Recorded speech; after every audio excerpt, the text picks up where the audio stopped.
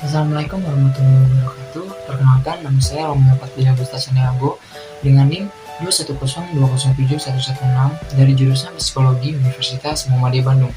Kali ini, saya akan menjelaskan materi mengenai psikologi agama yang berjudul Pengalaman-pengalaman Keberagamaan.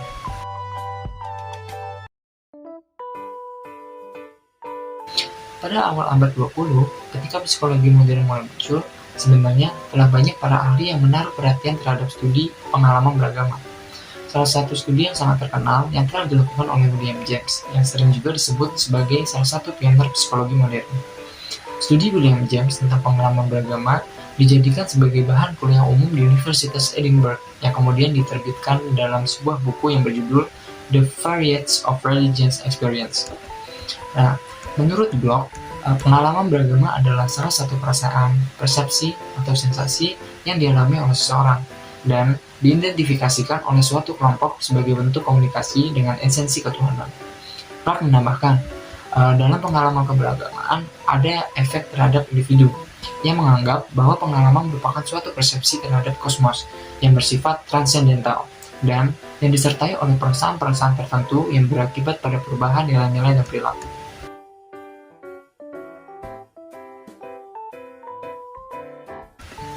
Rodney Stark mengemukakan konsep tentang taksonomi pengalaman beragama dan berbagai pengalaman beragama dalam 4 tipe. Yang pertama, ada tipe confirming. Di sini, seseorang secara tiba-tiba mengetahui atau merasakan bahwa keyakinannya adalah benar. Termasuk dalam tipe ini adalah pengalaman atau kesadaran seseorang akan keadilan sesuatu yang bersifat ketuhanan. Tipe ini juga banyak dijumpai ketika seseorang melaksanakan ibadah secara intensif atau ketika melakukan ibadah di tempat yang dianggap suci. Kemudian ada tipe responsif. Di sini, seseorang tidak hanya menyadari adanya kehadiran tentang sesuatu yang bersifat ketuhanan, tetapi orang tersebut juga merasakan bahwa Tuhan memperhatikan dirinya. Orang yang termasuk dalam tipe ini adalah pengalaman merasa sebagai orang yang dipilih dan diselamatkan. Kemudian ada tipe estetik.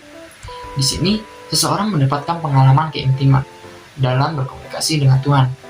Seseorang tidak hanya merasakan terpilih, tetapi dipenuhi rasa cinta pada Tuhan. Pengalaman ini biasanya disertai dengan kondisi psikis tertentu dan manifestasi tertentu. Dan yang terakhir, ada tipe revelational. Di sini, seseorang tidak hanya merasa sebagai seseorang yang terpilih, tetapi dia merasa menjadi umat Tuhan.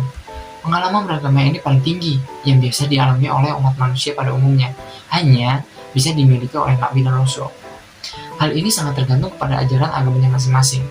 Dalam agama non-Islam sendiri, kemungkinan adanya utusan Tuhan, tetapi dalam agama Islam secara tegas disebutkan bahwa tidak akan ada nabi atau utusan Allah selain Nabi Muhammad SAW.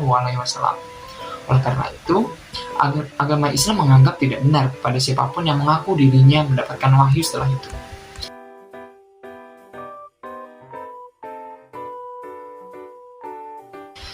Kemudian ada materi tentang pengalaman mistik. Salah satu pengalaman beragama yang sangat intensif adalah pengalaman mistik. Pengalaman ini pada umumnya diperoleh oleh sebagian besar tokoh-tokoh agama. Pengalaman mistis merupakan pengalaman spiritual atau pengalaman rohani, di mana orang merasakan tersentuh oleh adanya sesuatu yang bersifat ketuhanan, atau merasakan penyatuan seluruh dimensi dalam diri dan kehidupan. Ada beberapa karakteristik pengalaman mistik yang sering ditemukan pada berbagai tradisi agama. Antara lain, yang pertama, ada noetic. Kemudian ada nifable, quality of unity, real, timeless, dan spaceless. Yang pertama, pengalaman mistis yang bersifat ineffable. Artinya, bahwa pengalaman tersebut tidak dapat diungkapkan dengan kata-kata, sehingga pengalaman mistis sulit dideskripsikan secara verbal. Kesulitan menggambarkan pengalaman mistis ini disebabkan oleh dua hal. Yang pertama, karena terkait dengan dimensi emosional. Yang kedua, pengalaman mistis sulit diekspresikan secara verbal, karena memiliki kedalaman dimensi spiritual. Dan yang kedua, mempunyai kualitas noetik. Artinya, bahwa pengalaman mistis tidak hanya memiliki aspek pengalaman emosional saja. Pengalaman mistik sering juga menjadi sumber inspirasi, insight, pengetahuan, dan pencerahan, yang dapat memberikan stimulus bagi fungsi kognitif, sehingga dapat memberi rangsangan bagi timbulnya ide-ide baru yang tidak pernah terpikirkan sebelumnya. Dan yang ketiga, adanya kualitas kesatuan atau penyatuan, quality of unity. Artinya, bahwa orang mendapatkan pengalaman mistis merasakan keutuhan dan kesatuan. eksistensial segala sesuatu. Mereka merasakan bahwa hakikatnya semua manusia itu merupakan satu kesatuan. Dan yang keempat, merasa bahwa pengalaman tersebut nyata atau real. Pengalaman ini sering dianggap hasil dari imajinasi, hayalan, atau bahkan disamakan dengan orang yang mengalami psikosis. Namun, ada perbedaan dalam pengalaman spiritual dan psikotik. Pengalaman spiritual biasanya berdampak positif, sedangkan psikotik biasanya bersifat destruktif. Dan yang kelima, ada timelines dan spaceline. Adanya keterlepasan orang dengan dimensi ruang dan waktu. Keterlepasan dimensi ruang adalah ketika seseorang merasa dirinya ada di dunia atau alam yang berbeda. Kemudian, untuk dimensi waktu ditunjukkan oleh suatu pengalaman memasuki kehidupan masa lalu atau mendapatkan pengetahuan atau penglihatan tentang masa depan. Dan yang keenam, mempunyai kualitas paradoksal. Orang yang mengalami pengalaman mistis sering membuat pernyataan kontradiktif. Misalnya, ketika mendapatkan musibah, justru ia bersyukur. Sebaliknya, ketika mendapatkan rezeki, ia justru merasa takut. Dan yang terakhir, bersifat pasif. Artinya, bahwa apa yang diperoleh itu bukanlah hasil dari usahanya, namun semua merupakan rahmat yang diberikan oleh Tuhan.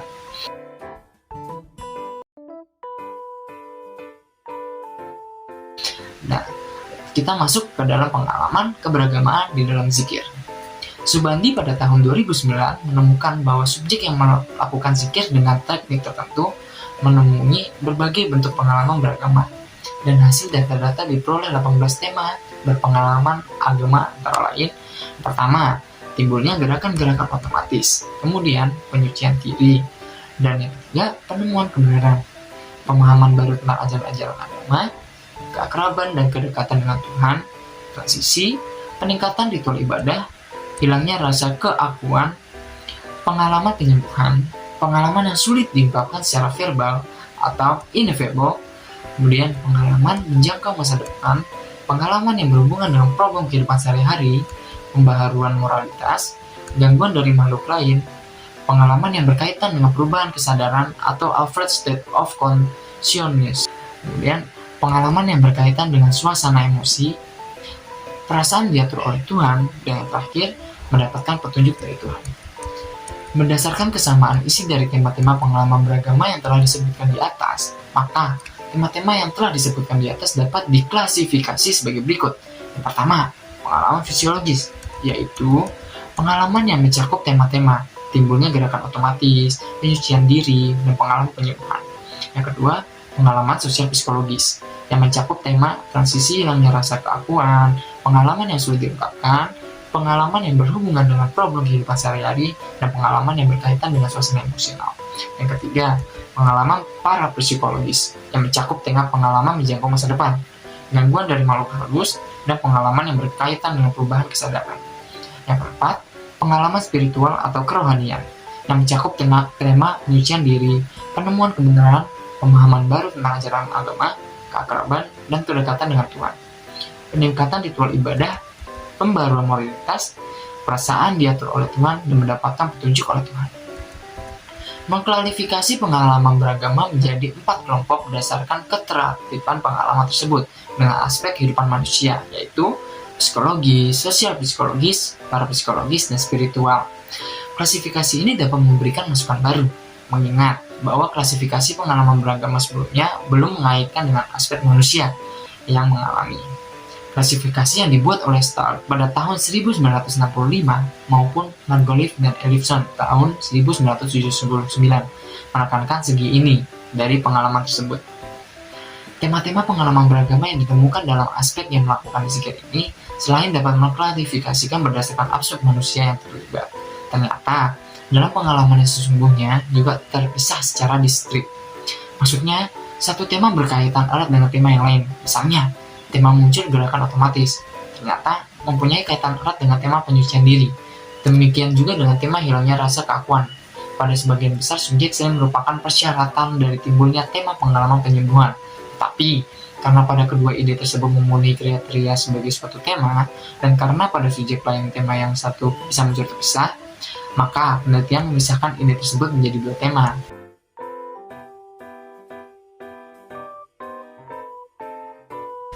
Nah, kemudian kita masuk ke dalam materi pengalaman mendekati kematian. Pengalaman mendekati kematian atau yang biasa disebut sebagai NGA, Near Death Experience, merupakan pengalaman yang sangat intens dan mempunyai pengaruh yang luar biasa. Dari berbagai penelitian tentang pengalaman mendekati kematian, ditemukan elemen-elemen dasar. Yang pertama, mendengar suara yang aneh, seperti suara mendenging. Pada saat itu, orang dapat merasakan bahwa dia akan meninggal. Kemudian, perasaan damai dan jurang penderitaan. Ketika orang sedang sakit dan merasakan akan mati, sebagian merasa kesakitan yang luar biasa. Namun, setelah keluar dari tubuhnya, maka rasa sakit itu akan hilang seketika dan mereka merasakan kedamaian. Yang ketiga, perasaan keluar dari tubuh, atau out of body experience. Orang yang mati selanjutnya merasakan sensasi naik dan mengambang di udara di atas tubuh mereka yang masih dikelilingi oleh tim medis. Orang tersebut melihat semua kejadian itu dari atas, seperti menonton dengan perasaan nyaman. Mereka merasa berada dalam tubuh spiritual yang tampak seperti medan energi yang hidup, dan kadang orang tersebut berusaha berkomunikasi dengan orang-orang yang ada di sekitarnya, tetapi mereka tidak memberi respon, sehingga orang yang mati mengetahui bahwa ternyata dia tidak hidup lagi. Yang keempat, ada pengalaman melewati sebuah terowongan. Pengalaman selanjutnya adalah bahwa orang tersebut merasakan ditarik masuk dalam kegelapan melalui sebuah terowongan dengan kecepatan yang luar biasa, sampai mencapai suatu alam yang berkaitan cahaya putih keemasan. Meskipun mereka kadang melaporkan perasaan takut, mereka tidak merasa bahwa mereka menuju neraka atau jatuh ke neraka. Yang kelima, ada pengalaman naik ke atas langit dengan cepat. Kadang, orang tidak mengalami masuk ke dalam terowongan, tetapi mereka merasakan tiba-tiba dirinya naik ke atas dengan cepat dan dapat melihat bumi dan alam semesta, seperti halnya yang dilihat oleh para astronot. Yang keenam, ada perasaan bertemu dengan orang-orang dalam bentuk cahaya. Orang-orang ini pada umumnya sudah dikenal ketika dia hidup, seperti anggota keluarga dan teman-teman yang telah meninggal sebelumnya. Dan orang-orang ini seperti menyampaikan selamat datang orang yang baru saja meninggal. Yang ketujuh, ada perasaan bertemu dengan wujud cahaya yang sangat kuat pancarannya, yang penuh dengan cinta dan kasih sayang. Wujud ini sering diidentifikasikan sebagai Tuhan, Yesus, atau tokoh-tokoh keagamaan. Dalam kepercayaan Islam, wujud ini diyakini sebagai malaikat. Dan yang kedelapan, melihat reka ulang kehidupan. Wujud cahaya tersebut selanjutnya menunjukkan kepada orang yang mati sebuah layar lebar, yang dimana di layar tersebut akan melihatkan seluruh kehidupannya mulai sejak kecil hingga akhirnya meninggal dunia. Dia sedang mengulang kembali seluruh kehidupannya dan tidak hanya peristiwa apa saja yang dilakukan, tetapi orang yang mati tersebut dapat mengetahui pikiran apa yang ada pada waktu peristiwa itu dan perasaan apa yang muncul pada saat itu juga. Dan yang terakhir, perasaan enggan untuk kembali ke dunia kehidupan ini. Wujud cahaya itu kadang meminta orang yang mati tersebut untuk kembali ke dunianya karena belum waktunya dia meninggal. Tapi seringkali nih orang yang meninggal tidak mau kembali. Orang memilih kembali pada umumnya masih belum bisa meninggalkan orang yang dicintainya.